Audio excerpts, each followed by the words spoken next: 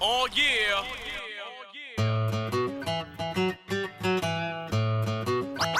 Oh yeah. Oh yeah.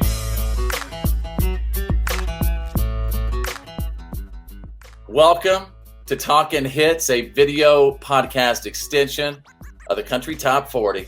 And Scotty McCreery is an American country music singer. Of course, he won the 10th season of American Idol on May 25th, coming up on that May 25th, 2011. Scotty, welcome to the most impactful countdown in country music. Let's go, man. How you doing, Fitz? How was that prepared intro? That was amazing. Best intro I've heard in years. My Hey, first of all, how was your mom? I love your mother. How is she doing? You always ask about it. I appreciate that. Yeah, she's great. She's wonderful. Back down the street and gone to North Carolina with the folks. So yeah, they're doing great, man. I appreciate it. What about this past year for you? I mean, tell me what you have been doing this past year to occupy the time.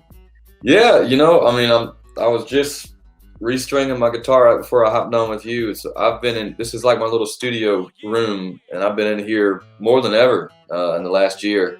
I've kind of found my love of picking up the guitar and like learning an old Travis Tritt song or an old Blake Shelton song or something that I did when I was a kid that I never had the time for in the last 10 years, really, because I was always go, go, go.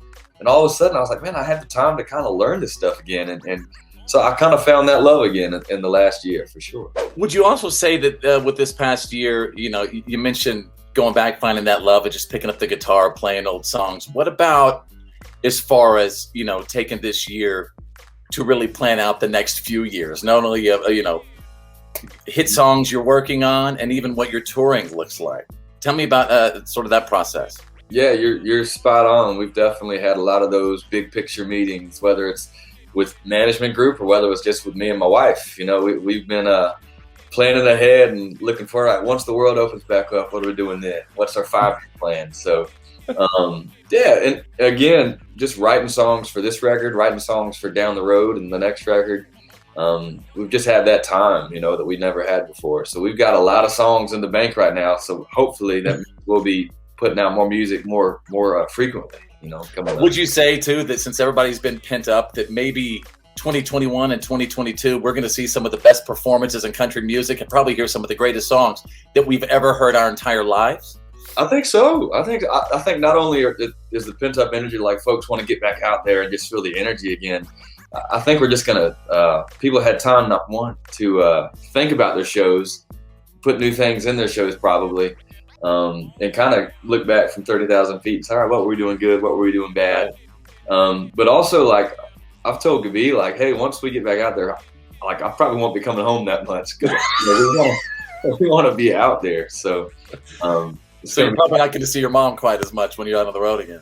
No, not going to see much of anybody for sure, unless they come on out there. We were going to be on the Chris Young tour last year, and we were going to have like a family and friends bus out there that we've never had before too. So maybe we'll get to do that. And I also noticed this year, it seems like, and you don't have to tell me, but it seems like you might have visited maybe a couple of resorts where I saw you basking in the pool, drinking some champagne or something with your wife. We went to one and we did drink a lot of champagne. Matter of fact, we drank the pool bar 2 days that we were only there 5 days. 2 of the 5 days we were there, we drank the entire bar clean of champagne. We were doing mimosas.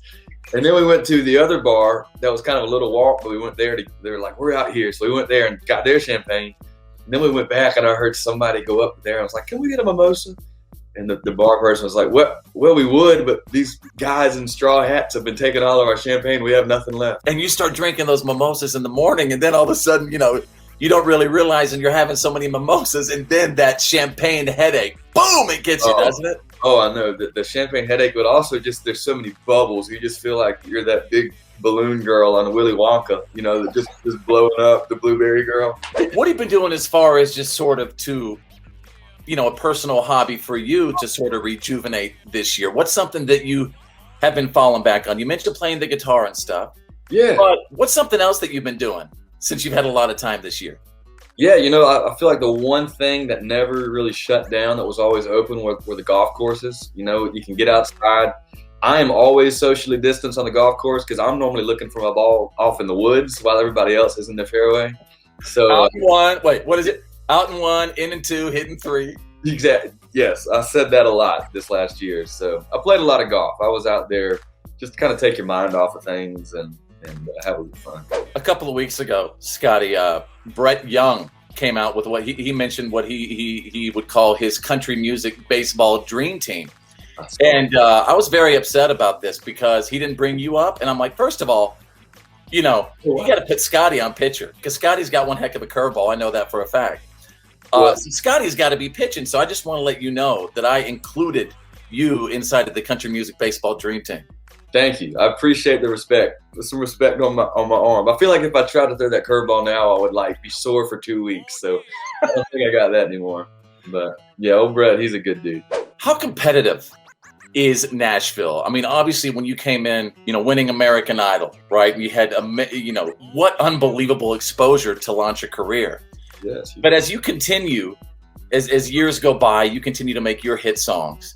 And obviously you hear about the massive amounts of people continuing to move to Nashville, the massive amounts of people who try to get discovered now on TikTok. How competitive is this industry? It's such a weird thing because it's extremely competitive. Everybody wants to be at the top. Everybody wants to be the best, have the biggest tours, the most hit songs. But everybody's friends. Everybody's great friends. So it's like the guys you're competing with are really just your buddies. And it's just that friendly rivalry or whatever you want to say it like that. But on the flip side, outside of just the folks that are already in the industry and on the charts and stuff, I hear so much good talent in Nashville just walking around the streets, and I hear it like, man, how is that person not on the radio? I mean, there's so much great talent in Nashville. So it is, in that aspect, extremely competitive. And with that, how does Scotty McCreery continue to make the hits? For example, I love introducing your songs on the Country Top 40. U Time, congratulations on U Time. So how do you continue to stand out when there is so much competition out there and everybody's wanting the same thing?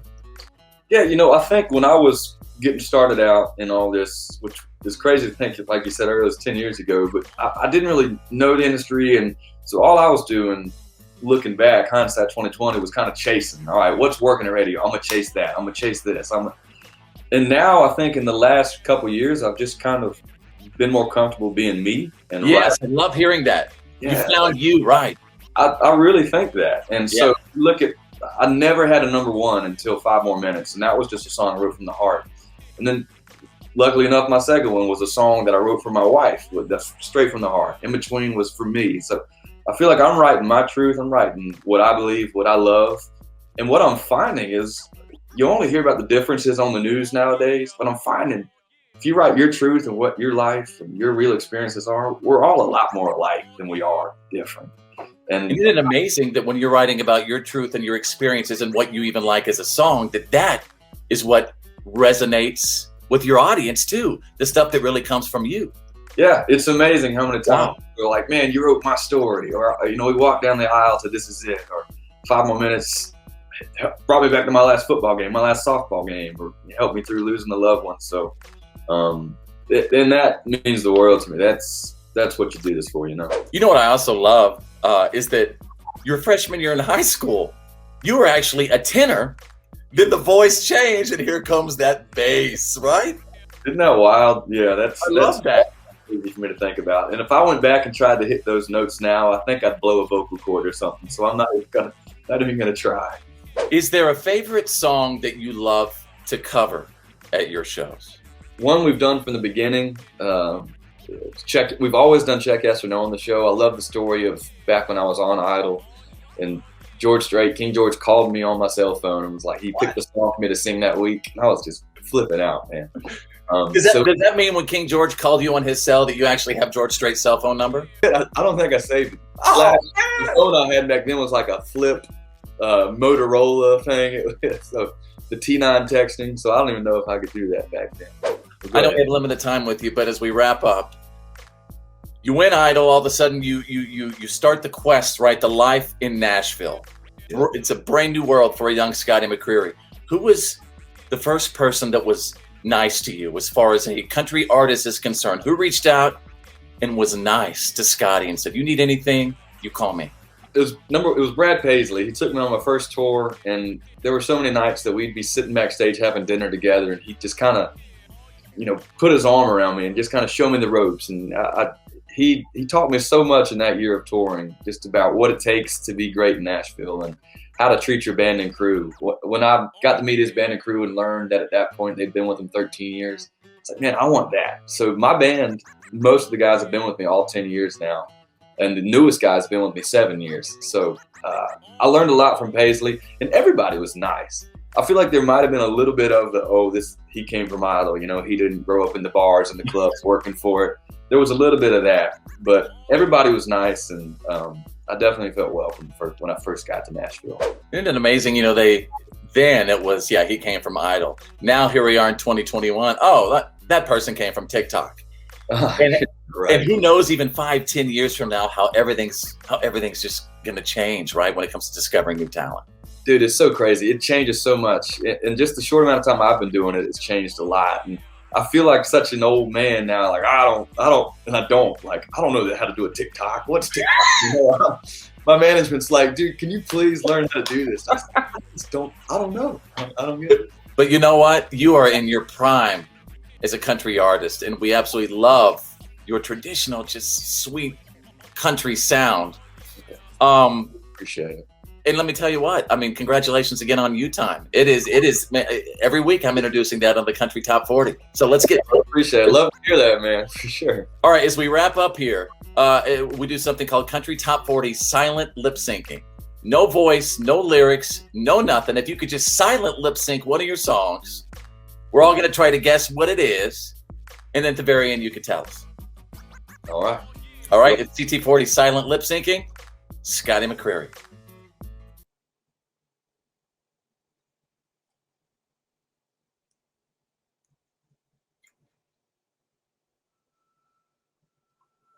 You're good at that, man. Scotty McCreery, what song were you silent lip syncing? I was singing See You Tonight. Thank you for your time as always. Thank you for making the hits. Thank you for talking hits.